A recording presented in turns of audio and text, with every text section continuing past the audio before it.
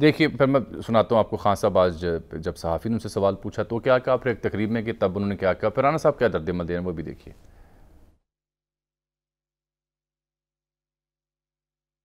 ये इन्होंने लीक किया शहबाज शरीफ ने, बड़ा अच्छा किया इन्होंने लीक किया। मैं तो कहता हूं वो साइफर ही लीक हो जाए, सबके सामने आ जाएंगे। खान साहब उसमें जो आप कह रहे हैं कि ताकि सबको पता चले कि कितनी बड़ी बैरूनी साजिश हुई है। खान साहब उस पे जो आप कह रहे हैं कि इस पे खेलेंगे, वो क्या उस बात को किस तरह डिफेंड करेंगे? इस पे खेलेंगे। इसके ऊपर तो मैंने खेला ही नहीं अभी, अब ये एक्सपोज करेंगे तो खेलेंगे इसके ऊपर। मैं ये कहता हूं कि अच्छा चलो, अच्छा ही है कि तुमने साइफर को ले आए हो, अब पब्लिक कर दो साइफर, कौम के सामने ले आओ कि एक अमेरिकी under secretary of state Donald लू एक पाकिस्तान के एम्बेसडर को क्या जुबान इस्तेमाल कर रहा है, किस तकब्बुर से कह रहा है कि अगर तुमने अपने प्राइम मिनिस्टर को अदम एतमाद की इसमें ना तुमने इसको हटाया तो पाकिस्तान के ऊपर बड़े कॉन्सिक्वेंसेस होंगे, और अगर तुमने हटा के इसको चेरी ब्लॉसम को लिया तो माफ कर दिया जाएगा पाकिस्तान को। ये साइबर में ये लिखा हुआ है, चेरी ब्लॉसम मैंने खुद ऐड कर दिया है, मतलब तो यही है ना उसका। अचकन सलवा के बड़ी देर की इंतजार कर रहा था ये। तो ये मैं आज चाहता हूं कि ये आप साइफर को पब्लिक के अंदर ले आए। जो डोनाल्ड लू ने बातें की थी हमारे असद मजीद के साथ, हमारे एम्बेसडर के साथ, वो सारी कौम को अब पता चलना चाहिए कि वो किस तरह पाकिस्तान को देखते थे, कि हमें किस तरह वो देख रहे हैं जैसे कि हम इनके कोई गुलाम हैं। सीनियर सहाफ़ी जनाब नदीम मलिक साहब ने शामी साहब हमें ज्वाइन किया है। रद्द-ए-अमल आपने देख लिया है, इस्लामाबाद बैठते हैं, ज़ाहिर बात है ईवान इक़्तिदार को भी गहरी नज़र से देखते हैं और इस मामले से बाखबरी भी रही है क्या हो रहा है। मलिक साहब, ये साजिश थी, साइफर था, उस पर जो बयानिया तश्कील पाया, फिर जो आज ऑडियो आई, उसके बाद आपको नहीं लगता कि सिस्टम के लिए बहुत बड़ा इम्तिहान पैदा हो गया है? और जो खान साहब खुद कहते थे दो नहीं एक पाकिस्तान, उसकी गमाजी होनी चाहिए? देखिए कि इमरान खान का पूरा जो बयानिया है ना, वो एक मफरूजे के ऊपर या एक साजिशी बयानिया के ऊपर कायम था। ये हकायक से मुनाफी चीजें थी जिसको वो खेल रहे थे, जिसके ऊपर ये बात तय थी कि असद मजीद से डोनाल्ड लू की मीटिंग हुई है, और उस डोनाल्ड लू ने यकीनन ये बात भी कही होगी कि पाकिस्तान में ये जो अदम एतमाद का अमल चल रहा है, ये तो अगर इसके नतीजे में चेंज आ गया तो ठीक है, नहीं तो you have to face the consequences. I heard कि उसके अंदर ये कॉन्सिक्वेंसेस के लफ्ज इस्तेमाल किए गए। अगर आपने American secretary of state Hillary Clinton या कुछ दीगर जो उनके ऑफिशियल स्टेट डिपार्टमेंट के माजी में पाकिस्तान आते रहे, जब हमारे ताल्लुकात में बहुत ज्यादा थोड़ी सी खटाई आई होती थी, हमें इल्जाम लगा होता था कि आप लाइन के दोनों तरफ खेल रहे हैं अफगान इशू के ऊपर, उस वक्त भी वो ये जुमला अक्सर इस्तेमाल करते थे। तो मेरे ख्याल में एक कॉमन स्लैंग के तौर पर वो ये जुमला इस्तेमाल करते हैं।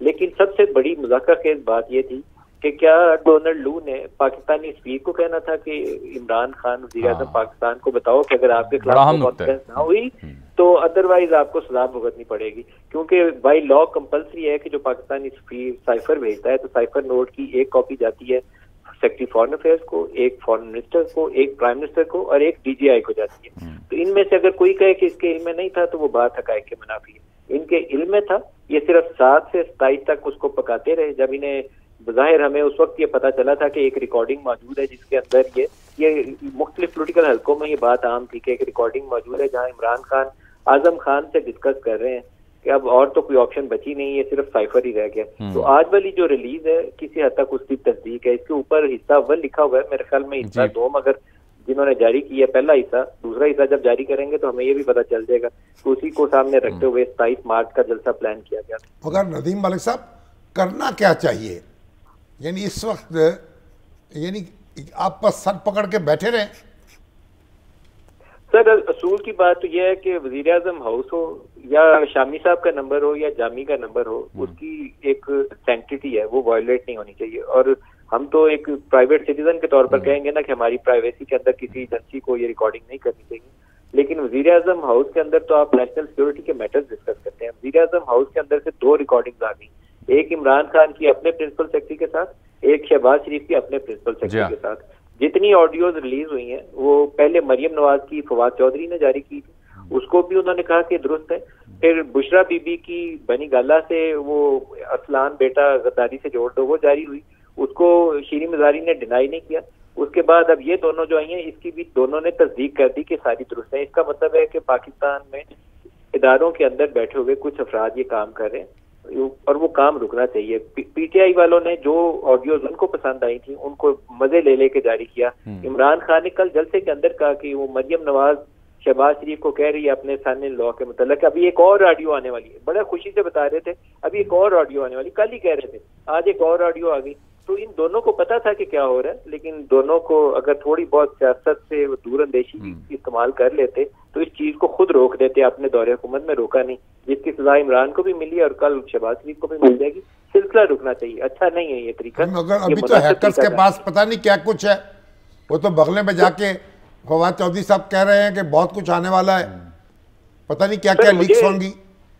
सर शामी साहब आप तो हमारे उस्ताद हैं, लेकिन मुझे कल तक तो ख्याल ये था कि ये सिलसिला तब तक नहीं रुकना जब तक नए आर्मी चीफ की तैनाती नहीं हो जाती, क्योंकि कुछ ऐसी चीजें थी जो मेरा उसके ऊपर काफी ज्यादा क्यास यही था, मैं इंफॉर्मेशन नहीं कह सकता इसको, क्यास यही था कि ये आती जाएंगी और कुछ लोगों को मुतनाज़ा बनाती जाएंगी ताकि नए आर्मी चीफ के ऊपर फैसले की घड़ी करीब ना आ जाए और शायद कुछ ऐसी लीक भी ना आ जाए जिसमें जनरल बाजवा या शहबाज शरीफ की गुफ्तगू ना आ जाए या किसी नए चीफ के मतलब नाम ना सामने आ जाए। मुझे काफी ज्यादा इसके ऊपर कल तक शुबा था और मैं अभी भी उसको रूल आउट नहीं कर रहा, क्योंकि ये गेम शुरू हुई है जो पाकिस्तान के लिए काफी डैमेजिंग है। हमें सारों को मिलकर इसका रास्ता, हमें से मुराद ये है कि जो हमारे पॉलिसी मेकर्स हैं या डिसीजन मेकर्स हैं उनको इसका रास्ता रोकना चाहिए। एनएससी आज बहुत बड़ा फोरम है जिसने इसके ऊपर गौर किया है, लेकिन एनएससी को ये नहीं सोचना चाहिए, खासतौर पर क्योंकि शहबाज शरीफ खुद उसको चेयर कर रहे थे कि शहबाज शरीफ को आज वाली ऑडियो से बड़ा फायदा होगा, इमरान का तो नुकसान हो गया।